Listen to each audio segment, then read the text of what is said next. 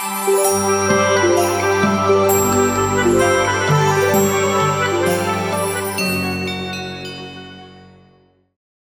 Dear by Rod Campbell.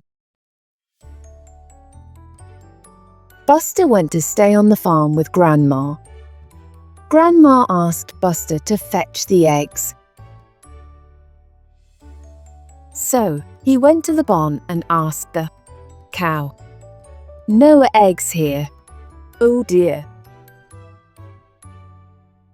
So he went to the sty and asked the pig, "No eggs here. Oh dear." So he went to the field and asked the sheep, "No eggs here. Oh dear."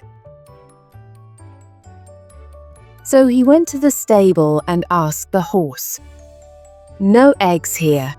Oh dear." So he went to the kennel and asked the dog, "No eggs here. Oh dear."